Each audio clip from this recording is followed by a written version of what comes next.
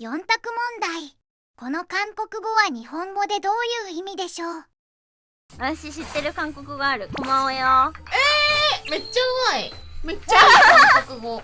やったー。なんていうの？ありがとうって意味だよ。カムサハムニダじゃないの？それは敬語版？あ、英語版。それ今のねリンゴのやつは日常会話でちょっと緩い感じ。正解はありがとうでした。こまもありがとうございますと感謝します。違います。あ、レン君買うだよ俺。多分この酸味だわ。うん。